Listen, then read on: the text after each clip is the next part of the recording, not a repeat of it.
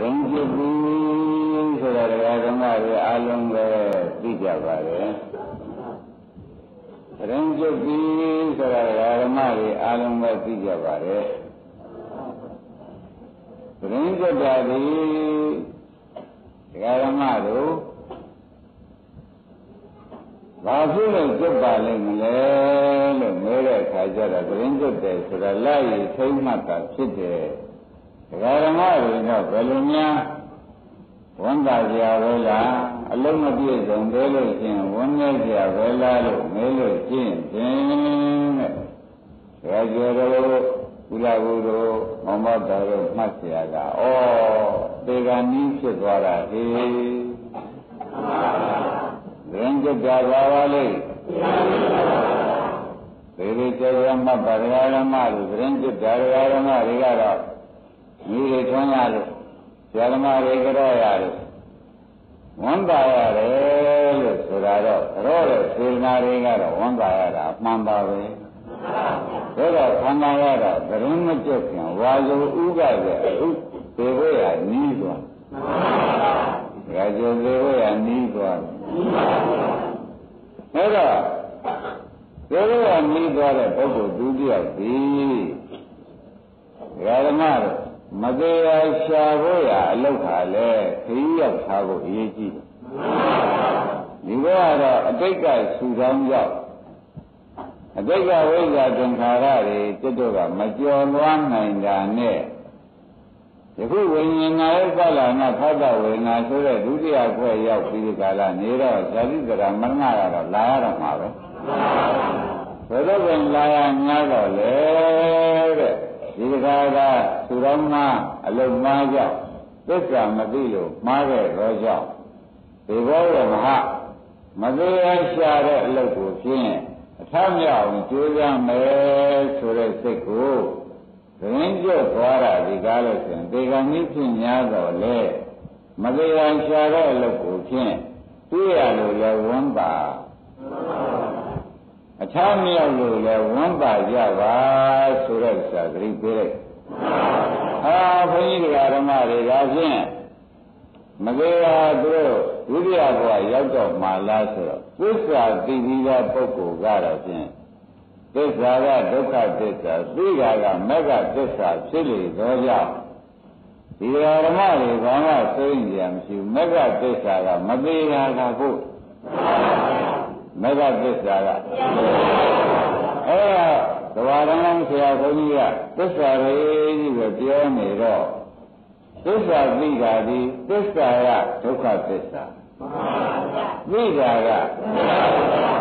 မဂ္ဂသစ္စာကဝန်တဲ့ရောက်ပြီးဒီကလာနေတော့အမှုမှန်မှန်နေတဲ့ပုဂ္ဂိုလ်ကတော့သေရသွားတာပဲဒုက္ခကတော့မသေးရထမြောက်နေပြီလို့ဝန်တာလိုက်စမ်းမသေးရထမြောက်နေပြီလို့ဘုန်းကြီးဓမ္မတွေကဝန်တာလိုက်ပါသစ္စာသိပြီးရင်ဘာမှမစိုးရင်ပါနဲ့သစ္စာမသိလို့ငါဘုရားကံကြရာရှည်ခဲ့တယ်ဆိုတဲ့အတိုင်းသစ္စာသိတဲ့ဓမ္မတွေကြတာတိုင်းပြီးတဲ့ဉာဏ်က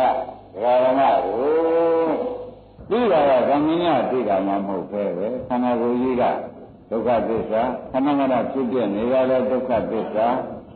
ဆိုရည်ဝိညာဘဝနာဝိသေဝေတွေကနှိမ့်ဆက်နေတာဒုက္ခသစ္စာမြေဘူးလေဘူးတွေကနှိမ့်ဆက်နေတာဒုက္ခသစ္စာကိလေသာတွေကနှိမ့်ဆက်လို့ခန္ဓာကြီးကဆန်းနေရတာလေဒုက္ခသစ္စာဒီလိုသစ္စာသိတဲ့ဉာဏ်နဲ့ဓမ္မတွေဒီတော့သုဂတိမှတပါးဘယ်မှမရောက်ဘူးလို့ဆုံးဖြတ်ချက်ချသုဂတိမှတပါးဘယ်မှမရောက်တော့ဘူးဆိုတာဖြင့်ဓမ္မနာရတဲ့တွေ့တဲ့ဘုန်းကြီးဓမ္မတွေအာဘိစကားပြောတယ်လို့မယူဘဲနဲ့အမှန်စကားပြောတယ်လို့ဆုံးဖြတ်ချက်ချတာအာဘိစကားကတစ်မျိုးပါနော်အမှန်စကားကတစ်မျိုးပါဒါကြောင့်အမှန်ပြောတဲ့စကားဖြစ်လေသောကြောင့်တရားဖြစ်လေသောကြောင့်တရားကျသေးရမှာဘာမှမကြောက်ဘူးဒီကံတော့နိဗ္ဗာန်မှန်မနိဗ္ဗာန်ဉာဏ်ကတော့သစ္စာသိသိနဲ့တရားလို့ရှိရင်ဖြင့်တဲ့ဘုန်းကြီးရှင်းပြမယ် သစ္စာသိပြီးကပုဂ္ဂိုလ်ဟာတဲ့ဖြစ်ပြမြင်ပြီးကပုဂ္ဂိုလ်ဖြစ်ပြကဒုက္ခသစ္စာဟုဝေဒနာရှိလို့ဝေဒနာဖြစ်ပြဒုက္ခသစ္စာစိတ်ရှိလို့စိတ်ဖြစ်ပြဟာအဲ့ဒီဒုက္ခသစ္စာကိုရှိတဲ့အခါမှာမြင်နေတဲ့ပုဂ္ဂိုလ်ဟာသစ္စာသိတဲ့ပုဂ္ဂိုလ်လို့မှတ်လိုက်ဖြစ်ပြသိတဲ့ပုဂ္ဂိုလ်ဟာသစ္စာသိတဲ့ပုဂ္ဂိုလ်ပဲလို့ဘုရားသရဝိလဘုတို့တရားကျွဲတို့မှတ်ကြပါဘူးဒါဖြင့်ပြီးတော့ပြီဗျာခရီးတော့ဖြင့်တတိယတို့ဒိဋ္ဌိဝိရိဒါနဲ့မဝတော့မပယ်နိုင်သေးဘူးခဏကပယ်နိုင်သေးတယ်ဆိုပြီးကြတာဝန်းမနေလိုက်ပါနဲ့သစ္စာသိရပုဂ္ဂိုလ်ဒုတိယသုဂတိကိုရောက်ပါလိမ့်မယ်သုဂတိရောက်ပြီနဲ့တကယ်နဲ့ဆိုနဂမေးရင်ဝင်နှမ်းကယောက်ျားဖြစ်စေမိန်းမဖြစ်စေဆင်းရဲကလေးသွားဖြစ်မယ်ရင်ဝင်နှမ်းကဝန်းနဲ့မဟုတ်ဘူးနော်ရင်ဝင်ပေါ်မှာဆင်းရဲကလေးသွားဖြစ်တဲ့အခါကျတော့ဓမ္မတို့သစ္စာသိပြီးသားပုဂ္ဂိုလ်ကဒီမှာလုံးလုံးထားတဲ့ပုဂ္ဂိုလ်ဖြစ်နေလေတော့ကြောင့်ငတ်ပြေရောက်နေငါနဂမေးရင်ဝင်တဲ့ရောက်နေတာပေါ့လားဆိုတာကမသိဘူးဆိုဒီခန္ဓာကြီးကဒုက္ခသစ္စာရှိကြီးပါလားဆိုတော့ဉာဏ်ကအရင်ပေါ်လာတယ်ဉာဏ်ကရင်ပေါ်လာငတ်ပြေရောက်တာကမသိဘူးတဲ့ဒါကဓမ္မတို့ဉာဏ်ကအရင်ပေါ်လာဒီခန္ဓာဘာသစ္စာလို့ပေါ်လာဒုက္ခသစ္စာလို့ပေါ်လာတော့ကြောင့်ငတ်ပြေရောက်တာမသိခင်သစ္စာကိုအရင်သိတဲ့အတွက်ဒီထဲမှာပဲဒါကျွယ်သောတာပန်သိတာဟောညာငါရှိလားလို့ဘုန်းကြီးတို့ဓမ္မတွေကမေးလို့ရှင်းဖြင့်သစ္စာသိထားတာကလူပြေကဆရာဘုန်းကြီးကူကြီးနဲ့ဓမ္မတွေဉာဏ်စွမ်းရည်သတ္တိနဲ့အကူကြီးနဲ့ဉာဏ်စွမ်းရည်သတ္တိနဲ့နှစ်ယောက်သိထားကြတယ်နှစ်ဖက်သိထားဆရာကလည်းပြောဓမ္မတွေလည်းရှုလိုက်တော့ဖြစ်ပြဘာသစ္စာလဲဟုတ်တာပဲဖြစ်ဒုက္ခပြဒုက္ခပဲဓမ္မတွေပါတဲ့ဖြစ်ဒုက္ခပြဒုက္ခပဲဆိုတာဓမ္မတွေသိပြီးကြလားနေတော့ကံကံကောင်းကြောင်းမကျင့်လို့ကံကုန်သွားတယ်လို့မောင်ဘတော်ဆိုလိုက်ဒီလိုပုဂ္ဂိုလ်ကတဲ့တခါကျွဲတို့ဥလဘူးတို့သုဂတိနိုင်ရံဝင်နဲ့သွားရောက်ပါလေရောက်ဒီနိုင်ရံနဲ့ကငတ်ပြေရောက်မှမသိသေးဘူးဒုက္ခနာပြန်ပြလိုက်တဲ့အခါဒုက္ခသစ္စာကြီးပါလားလို့ချက်ချင်းဉာဏ်နဲ့ထင်တယ်ထင်တော့ဘုရားမစကားမပြောခင်ဉာဏ်ကဥပိဒကလာတော့ကြောင့်တရားဓမ္မတွေရင်ဝင်ထဲမှာပဲသောတာပန်နတ်သားသောတာပန်နတ်သမီးဖြစ်ပါလေအငယ်ရများရှိကြအဲဒါကြောင့်တရားဓမ္မတို့သစ္စာဖြင့်မသိသေးအောင်လုပ်ပါဆိုတာဆရာဘုန်းကြီးကအမိဖဆင်းရဲရာဂမဏိကုံမောင်မဆိုတာမတော်ဘူးဒီနေပြီမရှိလို့ဘုရားကလည်းဟောထားပါတယ်ခဏတော့ယမန်လေးရောက်တော့ယမန်လေးရောက်ကြတော့နတ်သားမသမီးရလေသူတို့ကပြီးပြီဆိုတော့တရားကလည်းပြီးပြီဆိုတော့ဝန်းထဲမှာဗိက္ခံပြီးပြီဆိုတော့အဲ့ဒီပြီးပြီကလည်းမရှိဘူးနော်သေမန်ဆိုတော့ကလိတ်ကလည်းမရှိဘူးပုဂ္ဂိုလ်ပြီးဆိုတော့လည်းနတ်မှမရှိဘူးအဲ့ဒါကြောင့်သူတို့ကဉာဏ်မျက်လုံးနဲ့ဖွင့်ကြည့်လိုက်တဲ့အခါလူတွေကထုံပါလာတဲ့ဓမ္မပြောလိုက်တဲ့သစ္စာကိုယ်ကိုယ်ရင်းနဲ့သစ္စာတွေကဟိုကြတော့ရှင်းရှင်းလင်းလင်းမြင်ပြီးဒီကာလတကားကျွဲသောတာပန်လေရာကနာဂံဉာဏ်တာဖြစ်နေ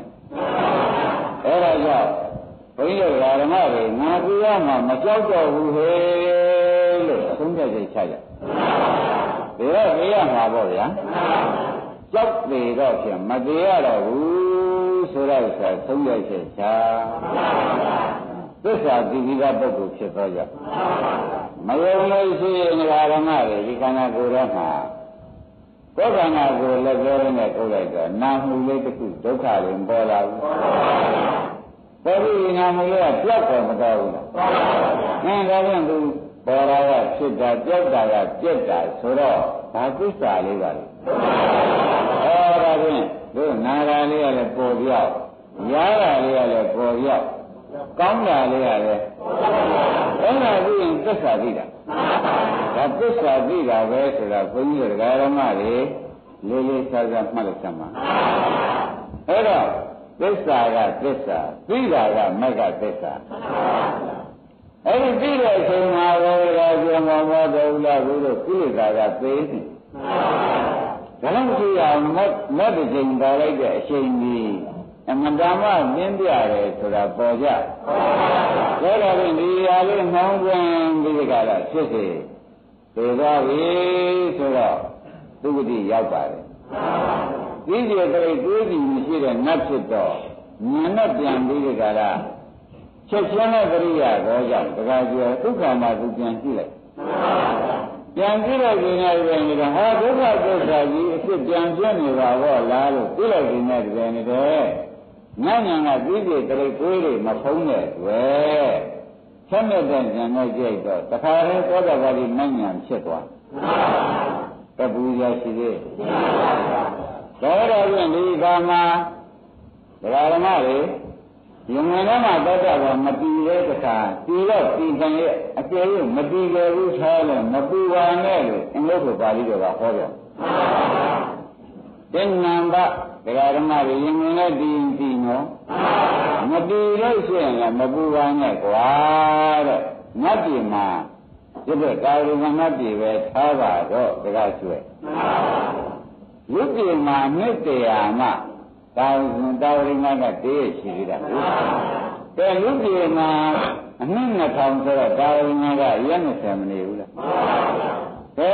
အခုဘာမှ2500ဆိုတော့သူတို့မှရက်ပေါင်းအစိတ်ကျော်လေးရှိတယ်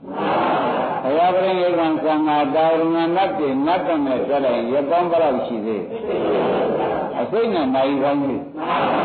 ဒါပဲရှိသေးတော့ဘုရားရဲ့ရက်အစိတ်ရှိသေးတယ်လို့ဘုရားတရားမနာရတာနတ်တွေကအရဲ့စိတ်ကရှိသေးတယ်ဆိုပြီးသူတို့တရားတွေကတော့ယဉ်ငန်းနေတဲ့အတွက်တရားကျော်မမေ့ဘူးပေါ့ဗျာ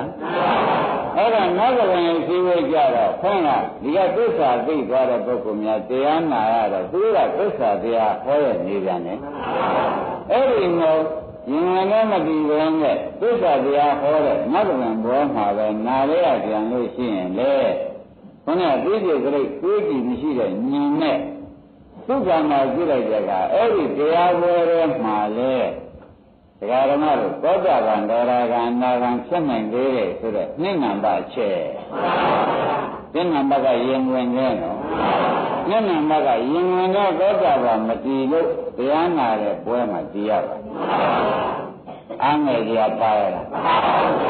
အားငယ်ကြကဒကာဓမ္မတွေဘုန်းကြီးဟောတာကိုသစ္စာလို့မသိမှတခုသာအမ်းနေကြတော့အခုတော့ဘုန်းကြီးတို့ဓမ္မတွေဘုန်းကြီးကစိတ်ချမနေတိုင်းတဘောပါပြောနေတာပဲနေတိုင်းကဲကျင်နေတာပဲဒီယူဆုံးမငွားတွေကိုတကယ်တယ်ဖို့နေတာပဲရတာပါသစ္စာဒုက္ခသစ္စာသူတို့လျှောက်တယ်နာရာပါသစ္စာဒုက္ခသစ္စာတွေလျှောက်တယ်ဘယ်စိတ်ကလေးပေါ်လာလို့ရှင်ပေါ်ပြောက်သွားတာဘာသစ္စာလဲအဲ့တော့ခင်ဗျားတို့ဘယ်လိုပေါင်းတွန်းတဲ့ဒီသစ္စာတွေကမြင်အဲ့တော့ဒီတရားနာနေတဲ့ဒကာဓမ္မတွေကမြင်ပြီးပါသိပြီးသားပုဂ္ဂိုလ်တွေဖြစ်နေသောကြောင့်ခေါင်းကယဉ်ထဲ၌လည်းတည်ရမယ်တရားနတ်ဝင်တရားပွဲ၌တော့ဒီလိုမတည်သေးတောင်အင်္ဂုတ္တပါဠိတော်ကြီးကမပူနဲ့တဲ့မြတ်ဒကာဓမ္မတွေအတွက်သစ္စာသိထားရင်မပူပါနဲ့ဒကာဓမ္မတို့အားပေးတာမဟုတ်ပါဠိတော်တိုင်းပြောနေအားပေးတာမဟုတ်ဘူးဘုရားကိုယ်တော်တိုင်အမြင်ကြီးကြီးနဲ့ဟောပြီးပြောနေတာလို့လည်းမှတ်လို့စမ်းပါအဲ့ဒါကိုလည်းဒီထဲမှာခုတရားတော်လောက်နေတာလည်းခွင့်ရမမြင့်ဆယ်နှစ်လောက်ရှိတော့ဒီတဲ့ပုဂ္ဂိုလ်တွေကဥလာဘူးတို့ဒီထဲကတော်တော်သိကြအဲ့ဒီသိကြတဲ့ပုဂ္ဂိုလ်တွေကတဲ့နတ်ပြည်မှာရောက်နေနှင်းကြပြီအရိယာတွေဖြစ်နေနှင်းကြပြီအဲ့ဒါအခုတရားဓမ္မတွေကဘုန်းကြီးတို့တရားဓမ္မတွေကဒီနေ့ကမဲ့ပြန်လာမဆိုနိုင်ဘူးဘုရားလာလားမပြောတတ်ဘူးဒီမဲ့ပုဂ္ဂိုလ်ကြီးပါပြီအဲ့ဒီပါတဲ့ပုဂ္ဂိုလ်တွေကထို့ဒီပဲသစ္စာနာကားရတဲ့ကဲနတ်ပြည်ပဲရောက်သွားနတ်ပြည်ရောက်သွားတော့ဘုရားအရင်ပင်နဲ့ပုဂ္ဂိုလ်တွေဘုန်းကြီးတို့ဓမ္မတွေ အရင်ကတည်းကနာရံပြီးတဲ့ပုဂ္ဂိုလ်တွေကနတ်တွေကနေပြီးစောင့်နေတော့သူတို့ကလည်းရက်တိုင်းကဥလာဘူးဗျ။အဲဒီရတဲ့ဓမ္မတွေလည်းသုတ္တန်တွေသေတော်ကလိုက်သွားတဲ့အခါကျတော့ဟောငါမိတ်ဆွေတရားနာပဲလာပြီ။ငါတရားပြောဟောသိနေပြီ။အဲ့ဒါတရားနာပဲလာပြီတို့ငါဘုရားတောင်းမြတ်ဆရာတော်မလားရှင်ငါတို့အတူတူသစ္စာတရားတွေနားနေကြတဲ့ပုဂ္ဂိုလ်တယောက်ပေါ်လာပြီဆိုရင်အရင်ရောက်နေတဲ့ပုဂ္ဂိုလ်ငါရှင်မမေ့နဲ့နော်။မြတ်ကဖြစ်ပြဒုက္ခသစ္စာကလို့လက်ထုတ်ပြီးညမှချင်းဟောတယ်။အဲဒီဟောပွဲမှာလဲတရားဓမ္မတို့သောတာပန်ကာရကတည်ကြတာပဲ။ပူဇော်မျက်ရှိ။အဲဒါကြောင့်ခန္ဓာကိုယ်တော့ဖြင့်ဘယ်သူမှမပိုင်ဘူးဖြစ်နေတော့ကြ။ဘေးကမှာဆိုတာကတော့ဖြင့်သရင်ကျွတ်တယ်ဆိုရဲတေတော့တိုးတာပဲ။တိုးရင်တိုးညာတော့လဲဘုန်းကြီးတရားဓမ္မတွေကတို့ကိစ္စသိပြီးသားပုဂ္ဂိုလ်တွေမို့ဒီဘဝလည်းကိစ္စသိနိုင်တယ်မပြီးရမပူပါဘူးဟာဆိုပြီးကြလားတဲ့တရားဓမ္မတွေရင်ဝင်ငန်းပါပဲသတ္တဗံတည်နိုင်တယ်မပြတ်ပါလေတရားတရားတရားဘုရားပြိဋိဘံကံတာရပောင်း25ရက်နဲ့နိုင်တိုင်းမှာရှိနေတဲ့ကြောင့်ဟိုမှာသစ္စာတရားတွေဟောနေတဲ့နတ်တွေကလည်းရှိလို့နတ်တွေကရှိရသွားလို့အဲ့ဒီတရားနာရတဲ့အချိန်မှာလည်းသောတာပန်သရဂံအနာဂံရမ်းတာဖြစ်နိုင်ပါလေဒီကံတရားမဟုတ်ဘူးနော်သစ္စာတရားနာရမှာသစ္စာကအရေးကြီးဆုံးဒါကြောင့်ပဲတရားအရေးကြီးဆုံးပါလေဒါကြောင့်တရားဓမ္မတွေဒါတော့လူကြိုက်ကြတယ်ဒါမိထုံးတရားကိစ္စတွေထဲမှာဆရာဘုန်းကြီးတွေလာပြီးဒါလာနီးကြတော့ဒီနေ့သိရတော့အသိဟာဖြင့်ဖို့ဘာမှစိုးရင်ကြမရှိတယ်အသိပါလားလို့ဝန်းမြောက်လို့ကြစမ်းမှာဘာမှမစိုးရင်လည်းရဲရဲတင်းတင်းနဲ့နေပါရဲရဲတင်းတင်းနဲ့သိပါဘာမှကြောက်စရာမရှိဘူးဆိုတာသိသိချာချာမှတ်ပါဓမ္မတွေအမတန်စေနာနဲ့အမတန်ဘုရားအမှန်ကြီးကိုပြောနေပါတယ်အဲဒီလိုမှမတည်ဘူးဆိုလို့ရှိရင်တဲ့နတ်ပြည်မရောက်ပြီးကြရလေးလမ်းမြောက်လာတဲ့အခါကျလို့ရှိရင်ကိုယ်နတ်ပြည်ပါဒီဆုံးမကလေးတွေလည်းဒကာဓမ္မတို့ဖြတ်ခနဲ့နတ်တဲ့စီကိုကြောက်သွားတယ်ရှိတယ်ပေါ့ဗျာဒါလေးကိုများကြတယ်ဘုရားတရားမောလဲနဲ့ဒီသစ္စာတရားနာပြီးသားပုဂ္ဂိုလ်ကဒုက္ခသစ္စာမို့ဒုက္ခရောက်သွားတာကိုသိပြီးကိုယ်ကသောတာပန်ကာရဂံနာဂံသိပြန်တာပဲအဲ့တော့ဘုရားဓမ္မတွေဘာကိုပြောတဲ့၄ချက်ကိုတိုင်းနိုင်ငံကြီးဆိုရင်ကိုရမကြီးအင်္ဂုတ္တပါဠိတော်ကြီးပါဒီလိုကြော်ရဟောထားတဲ့တွေ့တို့ဖြင့်ယခုမသိသေးတဲ့ပုဂ္ဂိုလ်ကသိအောင်လို့ရှင်းမလားသိပြီးသားပုဂ္ဂိုလ်ကပွားတာနေပါအခုမိုက်ဆိုင်ပြီးသေးတယ်ကောင်းတာပဲဒုတိယဘဝမှာရင်ဝင်ထဲမှာဆိုင်တယ်ကောင်းတာနတ်ကလည်းရှိရတရားဘဝမှာဆိုင်ရင်လည်းနောက်ကိုယ်တငယ်ချင်းနတ်တွေကတရားနာတဲ့နတ်တွေကလာပြီးကိုယ်ပရိသေလို့သစ္စာတွေနှောင်းသွန်းလိုက်လို့မဆိုင်ကိုဆိုင်ဖြစ်လဲကောင်းတာအဲ့တော့ဒီဓမ္မတွေမှာတဲ့ကိုယ်တငယ်ချင်းတွေနတ်ပြည်မှာတရားကျွယ်မနေတော့ဒီတရားဘဝကလည်းလူများတဲ့တရားဘဝဖြစ်တော့ဒီဘက်ကိုလည်းသေးလို့ရောက်နေကြပြီပြောဗျာရောက်နေကြတာဒီကတရားဓမ္မတွေပဲမျှော်လင့်ဘုမိတ်ဆွေတွေတော့လာပါမလို့လာရင်ကလေးများလို့ပဲတဲ့မဟုတ်ရင်ဒုက္ခဝိရတဲ့ဒီကံဒုက္ခသစ္စာလေးကသုံးသမားလားဆိုတာကလေးချမ်းသာလက်တုပ်ပြီးပြောတယ်အရင်ဒီနေ့ကပုဂ္ဂိုလ်တွေကလာလက်တုပ်ပြောပြီးတော့ပြန်တယ်ဒီကအချိန်ကလည်းအာဒေဝနာကပါပြီးသားဖြစ်လေတော့ကြောင့်ဘုန်းကြီးဓမ္မတွေမှာတဲ့ပြောလိုက်လို့ကြားလို့ညံနေတဲ့ထင်ပါရဲ့သောတာပန်ကာရယနာယနာနဲ့ဖြစ်တယ်နာပဲအဲ့ဒီတော့ဟိုမှာလည်းမိတ်ကောင်းတွေရှိတာကတမျိုးဆိုတော့အားလုံးဓမ္မတွေကိုရပင်ရဆွေးရရှိသေးတယ်အဲ့ဒါကြောင့်အာကြီးကျေးဇူးများတယ်ဆိုတာဒကာဥလဝုတို့မောင်ဘတော်တို့ခေါ်တော့ပါလို့တော့ယင်းတွေဟောတဲ့တရားမှာ အင်္ဂုတ္တပါဠိတော်ကြီးမှာကိုယ်တော်တိုင်ဟောလို့သစ္စာသိတဲ့ပုဂ္ဂိုလ်များပူဇော်မရှိပုံကိုပြလိုက်တာရှင်းမလားဒါသိသေးမှသစ္စာသိသေးလို့ရှိရင်ဘာမှပူဇော်မရှိဘူးဆိုတော့ဘုန်းကြီးကပဲဒီနေ့မှလာတဲ့ပုဂ္ဂိုလ်ဒီနေ့မှကျုံတဲ့ပုဂ္ဂိုလ်တွေလည်းသစ္စာသိတဲ့သိကိုရရေးကိုပဲဒကာကျေပြန်ပြီးပြောပါမယ်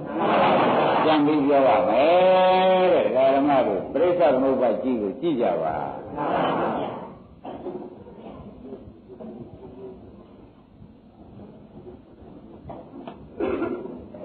ဘယ်မှာလဲဒီကြားလေးခေါ်မင်းတို့ရပြီရပြီ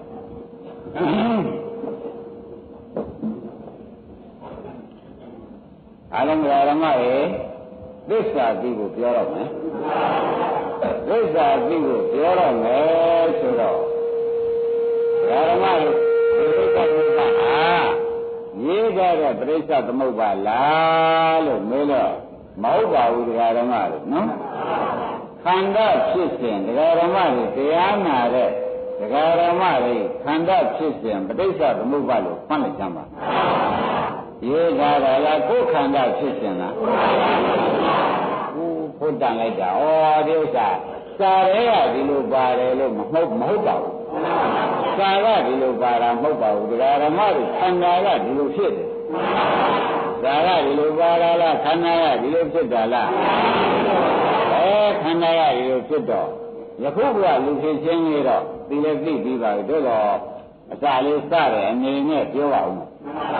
ဓမ္မတို့နောက်ဘဝကအဝိဇ္ဇာဆိုတော့သစ္စာလေးပါမသိတာအဝိဇ္ဇာနဲ့နေခဲ့ကြနောက်ဘဝကဘာနဲ့နေခဲ့ကြလဲသစ္စာမသိတဲ့အဝိဇ္ဇာနဲ့နေခဲ့ကြနော်နေခဲ့ရတဲ့အခါကျတော့ဘုန်းကြီးတို့ဓမ္မတွေဒီတဲ့သစ္စာမသိတော့ရိုးရတဲ့ဘုရားဘာသာဆိုရကုသိုလ်လုပ်တယ်လည်းပြုပါတယ်ပြုလို့ရတယ်ဆိုတော့သင်္ခါရပေါ့ဗျာဒါပြန်မသိလို့ကုသိုလ်လုပ်ပြီးရှင်းမလောက်ပြီးကြတာဓမ္မတွေကုသိုလ်ရိုးရိုးလုပ်တာလားတဲ့နောက်ဘဝလူဖြစ်ခြင်းတော့လုပ်တာလားဆိုတော့မေးရင်မဖြစ်ပါဒါပြန်လူဖြစ်ခြင်းနဲ့အကုသိုလ်သင်္ခါရလည်းပါတယ်ဒါပြန်ကုသိုလ်တဲ့ကုသိုလ်လည်းလုပ်တယ်ဆူလည်းကောင်းတယ်ဆိုတော့ဘုန်းကြီးတို့ဓမ္မတွေနိုင်တဲ့ကုသိုလ်အကုသိုလ်ရောကုသိုလ်လုပ်တာကကုသိုလ်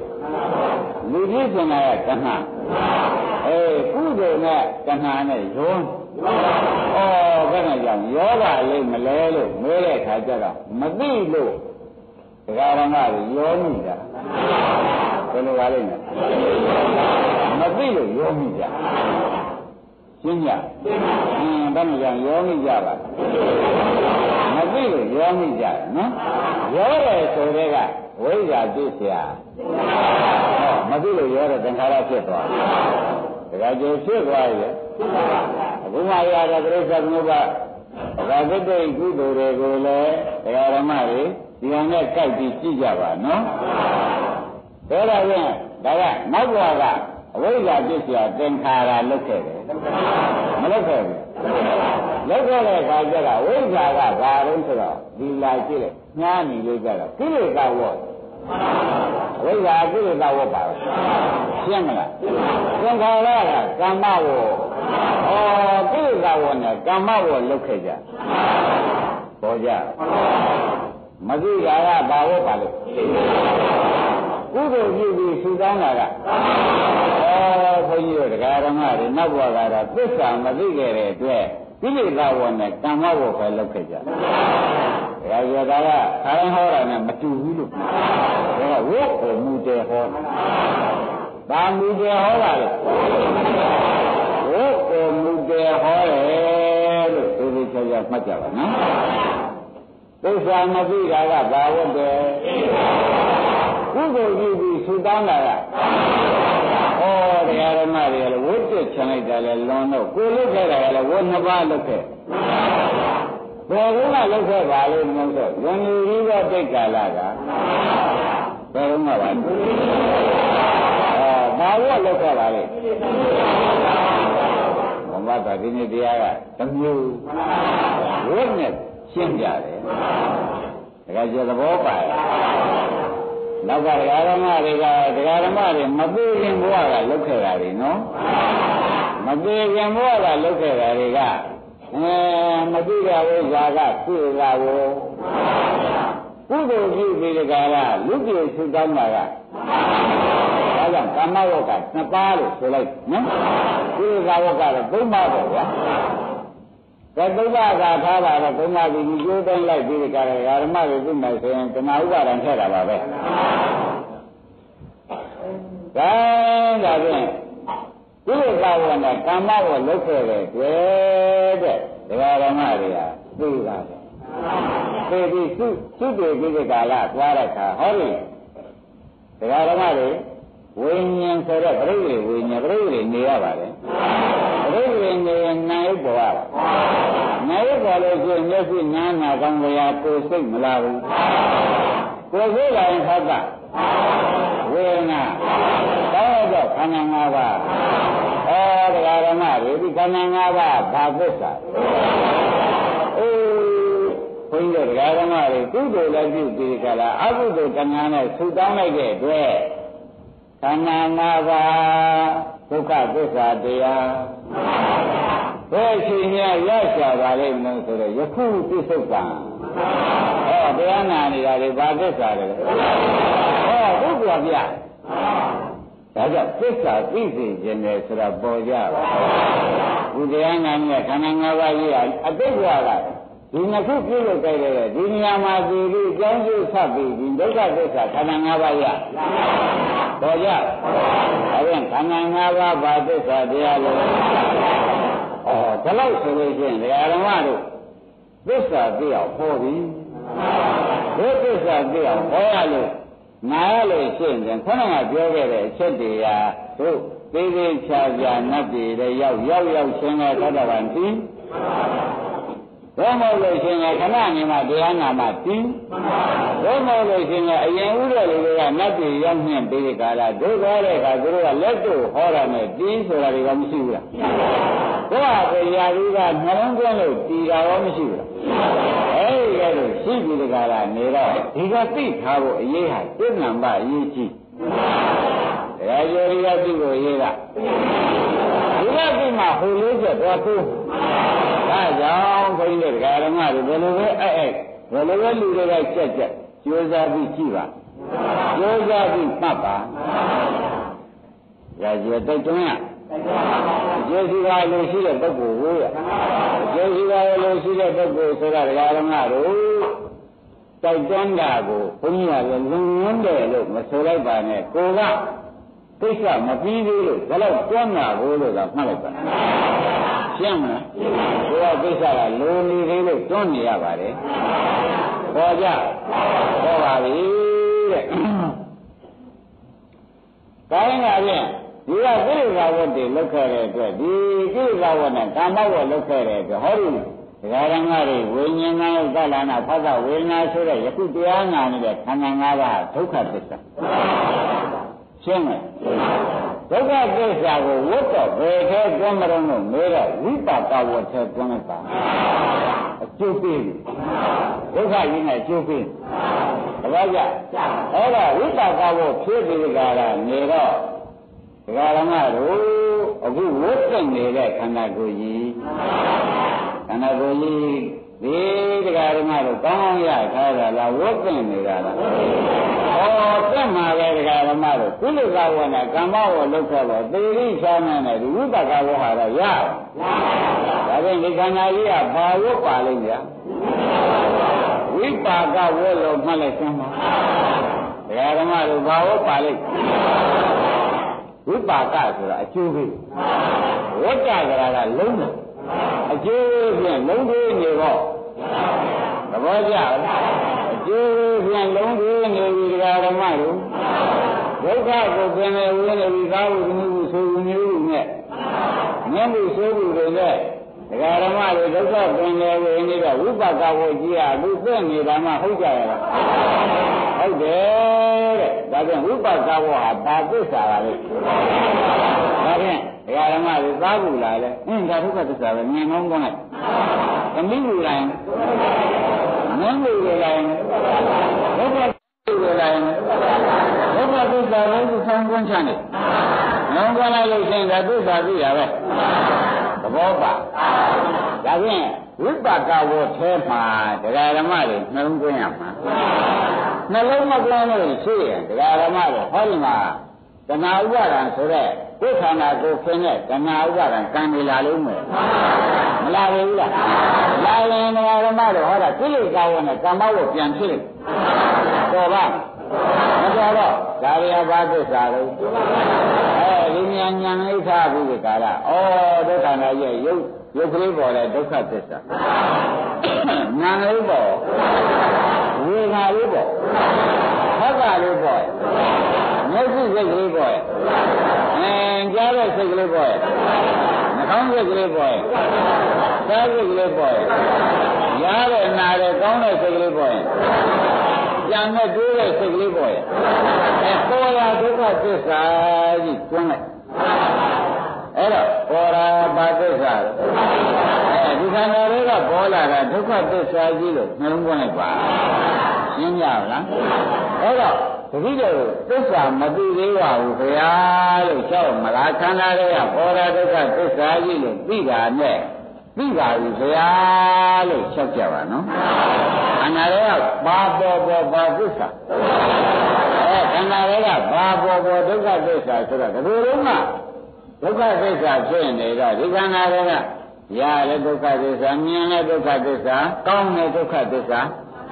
ဘာလို့ဒီလိုကဒုက္ခသစ္စာကောင်းတယ်ဘာလို့ဒုက္ခသစ္စာကောင်းတာရင်မြဲတာရင်တော့ကောင်းပြီးကြောက်တယ်ကြောက်ဒုက္ခနဲ့ပြက်ဒုက္ခနဲ့မချုပ်ဘူးအဲဒါကြောင့်ဘာပေါ်ဘာသစ္စာအဲဒီတော့ဓမ္မတွေကဒုက္ခသစ္စာကိုဤကဲ့သို့သိထားတော့ဒုက္ခသစ္စာဆိုတာတခြားလားမှတ်တယ်ခန္ဓာကြီးကဒီလိုလုံးကဒုက္ခသစ္စာဖြစ်ရင်တော့ထူးထူးခြားခြားခန္ဓာတွေကပေါ်လာတာလဲဘာသစ္စာဆိုရသိအောင်လုပ်တော့သိအောင်လုပ်ပါရတဲ့ဒုက္ခသစ္စာနာတဲ့ဒုက္ခသစ္စာစားတဲ့စိတ်ကလေးပေါ်လာကြားတဲ့စိတ်ကလေးပေါ်ကုသိုလ်လေးရှိခြင်းနဲ့စိတ်ပေါ်မေတ္တာလေးပို့ခြင်းနဲ့စိတ်ပေါ်ဒုက္ခသစ္စာကြီးပေါ်တာဒုက္ခသစ္စာလို့ဘုန်းကြီးတို့ဓမ္မတွေကလေးလေးဆောက်ရတာမှတ်လားရှင်းမလားအဲ့ဒါမျိုးဆိုတော့ခန္ဓာ၅ပါးတေမြေပေါင်းလေးငါခန္ဓာ၅ပါးဘာသစ္စာအဲ့တော့ကိုယ်ခန္ဓာကြီးဒုက္ခသစ္စာဆိုတဲ့ကောကငါသစ္စာသိပြီငါသစ္စာသိပြီလို့ဆုံးဖြတ်ချက်ချလိုက်စမ်းပါအမင်းစားခြင်းနဲ့စားခြင်းနဲ့ဆိုလို့ပါတော့ဝါလာတဲ့ကဝါလို့အိုးရအင်းနဲ့ဖြစ်တာပါဝါလာလို့အရင်သမဏေကတည်းလို့အရင်နောက်အစာဟောင်းတွေကအရင်စားခဲ့တဲ့အစာဟောင်းတွေကကျင်းကျင်ငယ်စွန့်ကျင်တော့ဘာသစ္စာဝါရတာကဘာသစ္စာအော်အိုးရအင်းနဲ့ဖြစ်တာဟုတ်တော့ဒီခန္ဓာတွေပဲတွေ့ဓမ္မတွေတခြားမှတွေ့သေးရဲ့အဲ့ဒါကြောင့်ဒီခန္ဓာ၅ပါးတွေကဘာပဲပေါ်ဘာသစ္စာဘုရားချင်းများပေါ်ပါလို့မလို့ဆိုတော့ကြည့်လိုက်ပြစ္ဆုတ်ပံမသိရင်ပေါ်တရားဓမ္မတို့မသိရင်ပေါ်သေးပါလေပြစ္ဆုတ်ပံအကျိုးကိုဒါကြောင့်အကျိုးဆိုတော့ဝိပါကဝတ်လို့ဆိုလိုက်ပါလေတရားကျိုးကျင်းနာဗလားဘုန်းကြီးဓမ္မတွေသစ္စာသိကျင်တာကဒီဘဝလည်းသစ္စာသိစေခြင်းလို့သွားတဲ့သစ္စာသိပြီးတဲ့ပုဂ္ဂိုလ်လည်းသုခတိမှာတပါဘယ်မှမသွားလို့ဆိုတာတော့ပေါ်ကြအဲ့ဒါကြောင့်ငါသိရင်ဘာညာဖြစ်ဥမှာပါလိမ့်မလဲဆိုတာဘုန်းကြီးဓမ္မတွေဘယ်တော့မှမတွေ့နဲ့ဒုက္ခနာတွေကပေါ်ပြီးဒုက္ခသစ္စာသိပြီးသိတဲ့ပုဂ္ဂိုလ်တွေလို့ရှိရင်ငါဟာသုတိမှာတပါဘယ်မှမသွားဘူးဆိုတာကိုဧကံဆုံးဖြတ်ချက်ချပေါ်ကြအာရိတရားကသစ္စာသိပြီးသံဃာမလည်ဘူးဆိုလို့ဟောတာဆိုတာလည်းပေါ်ကြနေရကြိုက်တယ်ဓမ္မတို့ဒီနေ့သတင်းကြတဲ့နေ့ကြီးမှာဘုန်းကြီးများဓမ္မတွေမှာဉာဏ်နှလုံးပွင့်ရတဲ့နေ့လာရတဲ့ဒီမဲ့နေ့တကားကျွေးမြင့်မြင့်ညာကလည်းအလင်းရတဲ့နေ့ဆိုတော့ဖြင့်အလင်းတွေကိုဆုံတဲ့နေ့ကျုံတဲ့နေ့ဆိုရင်လွယ်ကအဲ့ဒါကြောင့်ဘုဒ္ဓံလိုက်တဲ့ဖြစ်ခြင်းမှ ဓမ္မတွေပြောကြရမရှိပါဘူးယခုခန္ဓာကြီးကဘာသစ္စာဘယ်ကာလပါလဲဒီသုပ္ပန်ဆိုတာတရားယုံနဲ့တရားနာရင်ကိုဘာသစ္စာတရားနာရင်ကိုနာရလည်းဒုက္ခသစ္စာအိုက်ကြအောင်ဒီကြည့်နေရတဲ့မျိုးလုံးလေးရအောင်ဒုက္ခသစ္စာယူသူလည်းကြည့်လိုက်ကြည့်လိုက်ကြည့်လိုက်ကြည့်လိုက်ကြည့်လိုက်ကြည့်လိုက်မမတော်ဘာသစ္စာဘူးလားဘူးဒုက္ခသစ္စာမှတော့ခန္ဓာတွေကဘာပေါ်လေးတော့တရားဓမ္မတို့မယုံလို့ရှိရင်အလောင်းတော်အတုပကြီးတစ်ခုကိုအိမ်တော်မှာမလဲကလို့ထားတဲ့ခုနှစ်ခါနိုင်ဆိုတော့အတုပတစ်ခုရှိတယ်ဆိုကြပါလို့ဒီအတုပကြီးတွေကဘာတွေထွက်လာကြုံလို့နေတဲ့အခါနားရဲကထွက်လာလဲပုပ္ပထွက်မလားအတုပထွက်ဘယ်လိုလဲကအရေးတွေထွက်လာလို့ရှိရင်ပုပ္ပလားအတုပဟိုငကူကဘာမို့ဘာထွက်လာတာဒီမှာလည်းခန္ဓာကိုယ်တွေကဒါဘာသစ္စာလို့ဒီကဘာထွက်လာတာဘာသစ္စာဆိုဟောဒါကြွနေကြဘဝတုကကြီးတွေကဘာကျင်ကြီးထွက်လာကျင်ငယ်ထွက်လာချိုးထွက်လာလားရောင်ထွက်လာတော့ဒီလိုထွက်လာလားအတုပကအတုပပဲထွက်လာတာပဲရှင်းညဒီမှာလည်းဓမ္မတွေခန္ဓာကိုယ်တွေကလှုပ်လိုက်လေအတုပပဲထိုင်ငြိမ်လိုက်တော့ဒုက္ခသစ္စာပဲဆိုတာသိကြလားပြောတဲ့စိတ်ကလေးရောငြိမ်နေတဲ့စိတ်ကလေးရောကျမ်းနေတဲ့စိတ်ကလေးရောဒါဖြင့်ဓမ္မတို့ဒီခန္ဓာကြီးကယခုဘယ်ကာလမှာပေါ်လို့ဒါဖြင့်ဒီသုပ္ပံကာလမှာတရားကျွဲမှတ်လိုက်စမ်းပေါ်ခြင်းလေးပေါ်မြင်စိတ်ပေါ်ကြားစိတ်ပေါ်ကြံစိတ်ပေါ်သိစိတ်ပေါ်ဘာသစ္စာပေါ်ကြဒါဖြင့်ဒီလိုဒုက္ခသစ္စာမသိဘူးခင်ဗျာလို့ဆိုကြမလားပေါ်ရဒုက္ခသစ္စာလို့သိပါပြီလို့ဆိုကြမလားဒီသိလေးကိုအမှန်တရားကြီးပြောနေဒီလေးကိုအမှန်တရားကြီးပြောနေတယ်ဆိုတဲ့ဥစ္စာတရားဓမ္မတွေဒီသိနေဆိုရင်ဘယ်မကြဘူးဆိုတာလေးတစ်လုံးကိုလက်ကင်ထားရသောတာရောက်တဲ့နဲ့တွင်လည်းသောတာပန်တည်ငယ်ဆိုတာလည်းအမှန်ဆုံးဖြတ်ချက်ချပေါ်ကြဒါကြောင့်ဒီလေးကိုတရားကျွဲဖိဟောနေရအာရုံဓမ္မတွေကျင်းကြပါလားမပြင်းနဲ့ဒီသိရပြီးလို့ရှိရင်ဖြင့်သိခြင်းကူးမရှိတော့ဘူးပေါ်ကြဒါဖြင့်ဓမ္မတို့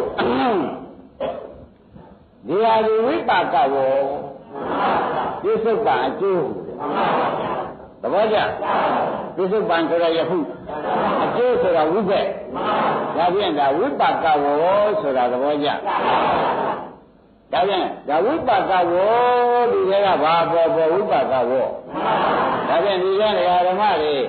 ဝိကျွတ်ပလားတော့ဝန်းနဲ့အတူတူနေရတော့လို့လားဝန်းနဲ့အတူတူနေရတော့ပါပဲဆိုတဲ့ဥစ္စာဖြင့်ဓမ္မတွေကသိပြီးသားဖြစ်နေတော့ဒီထဲမှာဝိပါကကိုယ်ကျိုးပေးတာဒုက္ခကြီးကျိုးပေးတာကိုဆိုတာတော့သိကြလားကြားစိတ်ကလေးပေါ်လာလဲမကြားခြင်းနဲ့မနေရဘူးကြားတဲ့စိတ်ကပေါ်လိုက်သေးလားကျိုးပေးဘူးလား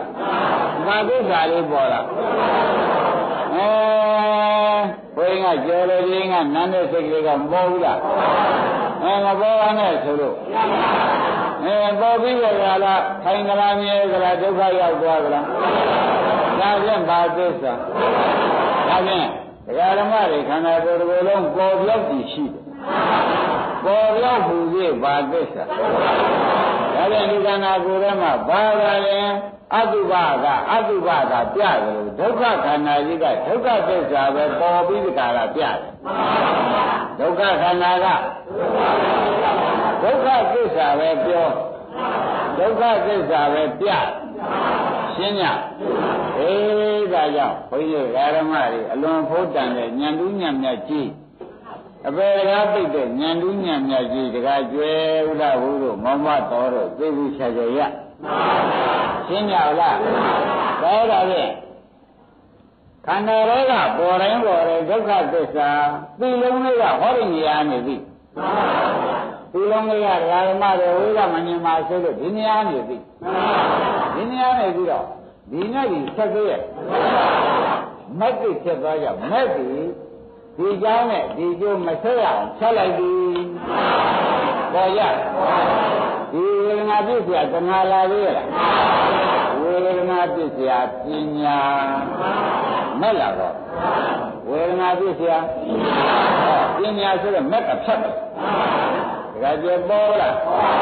မက်ကဖြတ်လိုက်တဲ့တွေ့တဲ့ဘုန်းကြီးဓမ္မတို့တဏှာဥပါဒံကံလာနိုင်လေအဲ့ဒါရင်ဘာသစ္စာပါလာသေးလားမလာမလာရင်သမုဒိယသစ္စာချုပ်မလာရင်သမုဒိယသစ္စာချုပ်ပါပြီဆိုတာဖြင့်ဒါကြွယ်သေးသေးချာချာပဲဘုရားစဝိုင်းဒေသနာတော်ကပြနေပါတယ်ဒါကြောင့်ဘုန်းကြီးတို့ဓမ္မတွေစဝိုင်းကိုလည်းအလိုရှိသလိုပဲခမည်းတော်ရနိုင်ပါတယ်အခုမရနောက်ရမယ်ပေါ့ဗျာဘာမှလည်းမပူနဲ့ဒီဥစ္စာငါနေတိုင်းဒီစဝိုင်းဒေသနာကိုငါကံံပေါ်ပြီးငါညာနဲ့ဖြတ်မယ်ရှင်းမလားဒုက္ခနာပေါ်လဲဒုက္ခသစ္စာကိုမဂ္ဂသစ္စာကြီးတော့ညာနဲ့မြဲကြည့်ရင်သမုဒိယသစ္စာဆိုတဲ့သုံးနာမအကွက်ဟာဒကာဓမ္မတို့မပြတ်ဘူးလားပြတ်တယ်သုံးနာမအကွက်ပြတ်တယ်ဆိုတော့လေးနာမလာပါမလားဒါရင်လေးနာမဒုက္ခချုပ်လေးနာမဒုက္ခသစ္စာမချုပ်လားအေးဒါဘုန်းကြီးတို့ဓမ္မတွေမှာသစ္စာသိရင်သံဃာပြတ်တယ်ဆိုတော့ပထမနှင်းနာမအကွက်ကိုဒကာဓမ္မတို့သိတဲ့ဉာဏ်လေးကဒီကနေသိလိုက်တော့သံဃာရှိသေးကဒီသမုဒိယသစ္စာပြတ်သလားမပြတ်ဘူးလားနောက်ဒုက္ခလာသေးရဲ့သစ္စာသိလို့သိတဲ့ဉာဏ်လေးဒီနေရာဝင်လိုက်တာနဲ့ဟုတ်လားဘူးဒီနေရာဝင်လိုက်တာနဲ့သမုဒိယသစ္စာရည်သောတရားပြတ်နောက်သံဃာအားပေးတဲ့တရားပြတ်ပြီဒါပြန်နောက်သံဃာဆိုတဲ့ခန္ဓာ၅ပါးဒုက္ခသစ္စာတရားပေါ်လေးရဲ့ဒါဘာကြောင့်နောက်တန်ဃာတွေပြတ်ပါလိမ့်ဒကာဓမ္မတို့မဟာဘာသိလာပါလို့ဒုက္ခသစ္စာကိုမဂ္ဂသစ္စာနဲ့သိသောကြောင့်ဒီတန်ဃာကြီးအကုန်ပြတ်ဒါပြန်ဒကာဓမ္မတို့ဒီစဝိုင်းကြီးကဒီလိုလွန်နေလေဒါပြန်သစ္စာမသိတဲ့ပုဂ္ဂိုလ်အတွက်ရေးထားတဲ့အဝိုင်းသစ္စာသိတဲ့ပုဂ္ဂိုလ်မှာဖြင့်တဲ့နှစ်ကနေ3ခုလေးရတာဒါကြတော့မက်ပေါ်လာတော့တာပဲသစ္စာကသစ္စာသိတာကမက္ခသစ္စာကဖြတ်တာပေါ်ရအဲ့ဒါလေးပြီးပြီးခြားခြားတရားဓမ္မတွေကကိုယ်ပိုင်ဉာဏ်နဲ့ကိုယ်တိုင်သိတဲ့ခါကြလို့ရှိရင်ဖြင့်ငါသိများတော့လဲဆုံးမသွန်နဲ့ဟဲ့လို့မှားလိုက်တခါကျစကားကြီးသွားတယ်ထင်မလားသစ္စာသိတဲ့ပုဂ္ဂိုလ်သံဃာပြတ်သံဃာပြတ်တယ်ဆိုတော့ဟောပဲလို့ကရဲဒိဋ္ဌံကြိတ်တာသူရဲ့ကြရောက်မှဆုံးသက်ရမှာဘူးလားဘုရားသစ္စာသိတဲ့ပုဂ္ဂိုလ်တွေဆုံးသက်เสียရှိသေးရဲ့အဲဒါကြောင့်ဘုန်းကြီးတို့ဓမ္မတွေကိုယ်ဟာကိုယ်လည်းသိအောင်လုပ်ပါသိလို့ရှိရင်လည်းအိသားတွေမှားခဲ့ပါငါသိရင်ဆုံးမသွန်နဲ့ဒီဘယ်လိုမှားရဒါကြွရဲပါရဲမမရဲဘူးလေသစ္စာမသိသေးလို့မသိသေးလို့ရှိရင်ဒိဋ္ဌာရှင်းနိုင်သေးတယ်အဲဒီလိုမရဲခဲ့လို့ရှိရင်မသိသိအောင်လုပ်ပါဆိုတာကိုလည်းဒုတိယတိုက်တွန်းရပြန်တယ်ဓမ္မတို့ခန္ဓာတွေကဘာပေါ်ဘာသစ္စာစားခြင်းနဲ့စိတ်ပေါ်ရင်အိတ်ခြင်းနဲ့စိတ်ပေါ်ရင်ဒုက္ခသစ္စာကိုဖြစ်ပြီးပြတာကြီးကမဟုတ်လားအဲ့ဒါဖြစ်ပြတာသစ္စာလေဒါပြန်သစ္စာသိပါဗလားဒါပြန်အသိခံရတာကဒုက္ခသစ္စာသိဉာဏ်ကပါလေမဂ္ဂသစ္စာဆိုရဲဓမ္မတို့သုံးနံပါတ်တဏှာဥပါဒံကံလာသေးရဲ့ဒီဘက်ကဇာတိကရာမရဏဟောဒါပြန်ဓမ္မသံဃာမပြတ်လားအောက်သံဃာကုန်ပြတ်တဲ့ဥစ္စာသိပြီးသားဖြစ်နေတော့မောမတော်မင်းဓမ္မတွေရောအားလုံးမှားခဲ့ပါငါကွာသိတော့သိရမှာဥစ္စာဘယ်တော့သိမယ်တော့မသိဘူးတကယ်လို့သိလို့ရှိရင်ဖြင့်ငါအတွက်ဆုံးမတော့ပါနဲ့လို့မောင်ဘတော်မှားပါဒီကကိုမှားပါဓမ္မတွေဘယ်နဲ့လဲမမှားလို့ရှိရင်ခင်ဗျားတို့ကိုယ်တိုင် သံဃာအောက်သံဃာလေသေးလို့ပဲဆိုတာဘုရားကိုသိမချတဲ့သဘောမရောက်ဘူးလားသစ္စာအခုသိပြီလားသိရင်သိချတယ်သိရင်သိချတော့ဘွားနောက်ကဘွားလို့သိလေကြာတော့ဒီသစ္စာကိုဒုက္ခသစ္စာကိုတရားတော်မှတော့နည်းနည်းတော့ဆိုရင်ပြိဋိယနဲ့ပိုင်းခြားပါလိမ့်မယ်အဲဒီကြရင်ပို့ကောင်းတယ်အခုသိုံနေတဲ့ကြောင့်ဒုတိယဘဝသိချပြီးတယ်ဆိုတာဘုရားသိချဟောပြီရှင်းမလားဒါဖြင့်တရားကျွဲတို့တရားဥရဘူးတို့မောင်ဘတော်တို့သစ္စာသိဖို့ရေးဟာဘုရားဘုန်းကြီးကွက်ချပြီးပြောလိုက်တော့ငါတို့ဒီလိုလုံးကဒုက္ခသစ္စာမှတော့ဘာမှမရှိပေါ်ကျင်တာပေါ်မှာဒုက္ခသစ္စာရှိမယ်လို့ဆုံးဖြတ်ချက်ချရှင်းကြပါလားတရားဓမ္မတွေတရားရပဲနိုင်ရရှိတော့မယ်မြန်မြန်ကြိုးစားပြီးမှတ်ပါနော်မြန်မြန်ကြိုးစားပြီးမှတ်ပါလို့ဆိုတာဆရာဘုန်းကြီးကအထူးတလည်းမေတ္တာကြီးကြီးနဲ့ပဲတိုက်တွန်းပါတယ်ခန္ဓာကိုယ်လေးကရရင်ဘာသစ္စာနာရင်ကောင်းရင်ရှုမြအောင်လို့ရှုလိုက်ကြပါနော်ဖြစ်ပြဆိုတာရတာလည်းဖြစ်ပြီးပြနာရလည်းဖြစ်ပြီးပြကောင်းတာလည်းဖြစ်ပြီးပြတော့ဖြစ်ပြဒုက္ခသစ္စာကြီးပဲလို့ဓမ္မတွေကရှုလိုက်ပါရှုလိုက်တော့ဘိုးတဲ့ဒီခန္ဓာကဖြစ်ပြရှုတာကမဲ့လာတော့ကိလေသာမာရင်တော့ဆိုရတဲ့ဒီကိလေသာတွေသနာဥပါဒံကံလာသေးရဲ့မလာတော့သံဃာရှိသေးလားပြတ်တယ်ဒီကဇာတိဇရာမရဏရော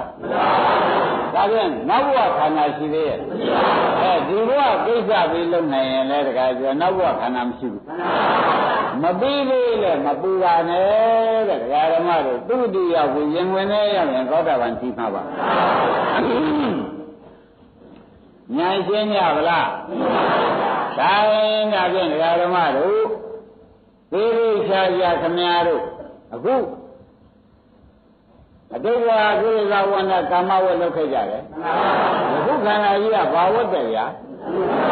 ဝိပါကအကျိုးပေးပြီးဝတ်တယ်ဝတ်တယ်နေကြတော့မပြောနဲ့ဟိုရွှေရည်ပြောင်းရဆိုတာဓမ္မတို့ငြိမ်နေလို့ရတယ်ဒီချင်းကဆင်းရတာကနားရတယ်လို့ရှိရမရှိပါဘူးတဲ့သာဝတ္တမှုတွေကိုခန္ဓာကိုယ်ကြီးခွန်ဆဲရတာကိုအားရ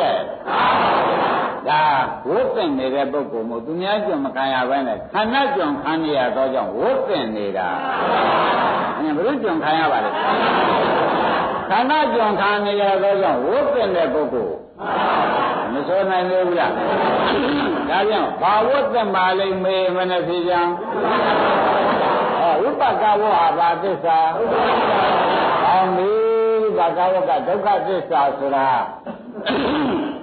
ဘုန်းကြီးတရားဓမ္မတွေကသိဝိသဖြစ်သောကြောင့်ဝိပါကဝပေါ်ခြင်းနာပေါ်ပဲဘယ်နဲ့ရှုကြဒုက္ခသစ္စာဒါပြန်ဝိပါကဝကဒုက္ခသစ္စာရှုတာကသဘောပါဒါပြန်မဲ့ရရှုရင်ရှုတိုင်းမဲ့ရဒါလောကီမဲ့ရသည်ဒါကြောဘာမဲ့ရပါလောကုတ္တရာမဲ့ရခြင်းတော့ဘယ်နဲ့လောက်ရမှာတော့လို့မလို့ဘူးလားဓမ္မတို့ဒါမောအောင်ရှုဒီဟာကြီးဖုံးအောင်ရှုလိုက်တော့ဒီမဲ့ခင်7ပါးဖြစ်တော့လောကုတ္တရာမဲ့ဖြစ်ပါတယ်လောကုတ္တရာမဲ့ဖြစ်တော့ဓမ္မတို့အပယ်လေးပါးဒီလိုတကားပိတ်အကယ်ဒိဋ္ဌာတိတွေသေသွားလို့သူ့တိရောက်ရင်နတ်ပြည်ကျမှပိတ်မယ်အပယ်လေးပါးတော့ပိတ်တာကြီးပေါ့ဗျာတို့ကလည်းတဘောရှိရတယ်ဆိုရင်ဖြင့်တခါကျွမကောင်းဘူးဗျာတိုင်းကလည်းဓမ္မတို့ခန္ဓာကိုယ်တွေကဘာပေါ်ဘာသစ္စာလဲသိတာကဘာလဲသိတာကဘာသစ္စာနောက်မလာတာကဒုက္ခនិရောဓသစ္စာနောက်မလာတာကရှင်းကြပါလားဒါပြန်ဓမ္မတို့အရှုခံရတာကဘာသစ္စာဒီခန္ဓာကြီးခန္ဓာ၅ပါးဒါကဒါတွေရှုနေတော့ဘာသစ္စာလဲဟောဒီရှုတဲ့ဉာဏ်လေးကဒီဉာဏ်လေးနဲ့အခုဆရာပြောလို့ရှုရပါဒီ ဒီညာရဒီအကြောင်းမပြဘူးလားဒါပြန်သူကဘာသစ္စာလဲဒီတရားတွေလာသေးမလာပါလားသမုဒိယသေးတာသမုဒိယသေးတော့နောက်ခန္ဓာလာသေးရဲ့လားဒါကဘာသစ္စာဒုက္ခនិရောဓသစ္စာဒုက္ခချုပ်တဲ့သစ္စာသဘောပါလားဒါပြန်တရားတော်တို့ရှုတတ်ကြပါလားဘယ်ချိန်ရှုမှာတော့လို့မေးမနေနဲ့ခန္ဓာရပြတဲ့ချိန်ရှုလိုက်တရားကျော်လို့ချိန်ရှုမှာလို့ဒါပြန်ခန္ဓာကဘာသစ္စာရှုတာကသိတာကနောက်ခန္ဓာမလာတာကနိရောဓသစ္စာရှင်းကြပါဒါလို့ဆိုရင်တရားဓမ္မတွေမသိသေးဘူးလားဒါကြောင့်ဘုန်းကြီးကယနေ့ဗာတရားဟောတော်မူမဟိပြန်တဲ့လူကဖြစ်စေကိုယ့်ရပြန်တဲ့ပုဂ္ဂိုလ်ဖြစ်စေတို့တပိတ်တော့လက်တဲ့တရားဟေလို့မှတ်လိုက်တာဗာရဟောပါလေသစ္စာသိရင်တပိတ်တော့လွတ်ပြီသစ္စာသိရင်တပိတ်တော့ဆိုတာကသစ္စာမသိတဲ့ပုဂ္ဂိုလ်သေမှပြည့်ကြဖြစ်ရှင်းမလားဒါပြန်အားလုံးတရားဓမ္မတွေငါကြည့်ရင်တပိတ်မသွက်ကြနဲ့လို့အားလုံးမှားရဲပါမှားပြအောင်မှားပါသေမှအရှက်ကဲမခံပါနဲ့သေမှပါလေဩငါမေသေသောငါမေသေသောငါညီသေသောပြီဘုရားပြိဋ္ဌာန်ပြင်းနေရန်ပြောတာကွာတပိတ်ကလေးတစ်လုံးသွက်ကြအောင်ဆိုဒါပြန်ရိတ်တဲ့ပုဂ္ဂိုလ်ရည်ရွယ်ချက်ကစိတ်ချလို့သွက်တာလားစိတ်မချလို့ဒါပြန်သေတဲ့လူကစိတ်ချပါရဲ့သားနဲ့နောက်လူကရှက်ခွဲတော့သေတဲ့လူမနာဘူးလားဒါပြန်တရားကျော်ရှက်ခွဲခံမလားမခံရင်မနဲ့မှာခဲ့မယ်ရိပ်လူကဒါပြန်ဒီနေ့ပါတရားဟောတော့သစ္စာသိရင်ဘယ်လိုတော့လွတ်ပါလဲပေါ်ကြအဲနာယီရရှိယနေ့ဒီရင်တော်ကြတယ်